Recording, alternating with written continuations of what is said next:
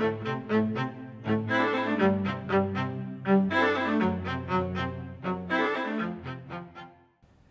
there, I'm Charles Kennedy of the Liberal Democrats, and this is the second edition of my IMP with Catch-21. Well, since I last spoke to you, it was just on the eve of the May local elections. That was, I was going to say, a mixed picture. It wasn't even as good as a mixed picture from the Liberal Democrats' point of view. It was a universally bad picture. We lost every single constituency that we held in the Scottish Parliament on the mainland of Scotland. So, big setback there.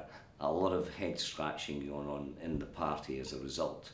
On the UK picture, I suppose the health reforms have really dominated the coalition politics in the period since the May local election, and there's been a lot of toing and froing, a lot of controversy, some watering down, although I suspect, as a canny backbencher observing these things, the devil will still be in the detail of these health reforms. A lot has yet to be thrashed out as to exactly what kind of health service will emerge from all of this.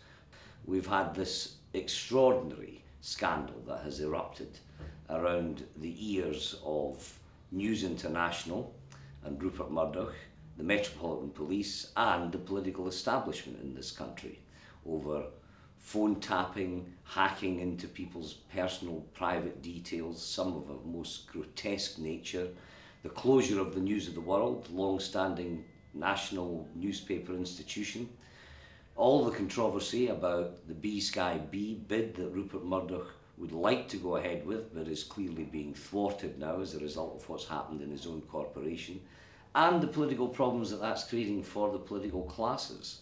Because as much as Ed Miliband criticises David Cameron over hiring a former News International editor, who now himself is under arrest, he of course has handled an issue in his own office in which he's appointed his Alistair Campbell figure, who was a former senior journalist with News International on the Times, and has also faced allegations of, if not wrongdoing, then certainly quite controversial professional activity. So, I think there's big questions about the Metropolitan Police, and these inquiries need to get going sooner rather than later. I was obviously very disappointed with the result of the AV referendum.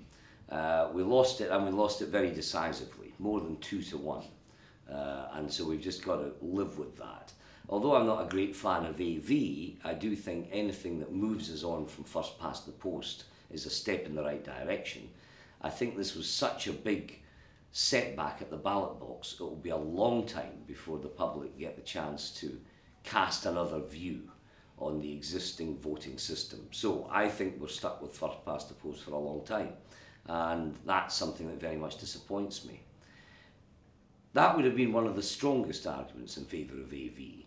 I think that argument was also one of the weakest at the same time, because when you had people like me saying, I want you to vote for this, although it's not really my preferred option, that isn't a very persuasive message to send. Whereas those who were campaigning for the status quo were able to pick holes in AV without actually having to defend the existing system, which is manifestly unfair. So there's a lot of lessons to be learned from this campaign. Sharing these thoughts with you on this particular exercise is the exception rather than the rule.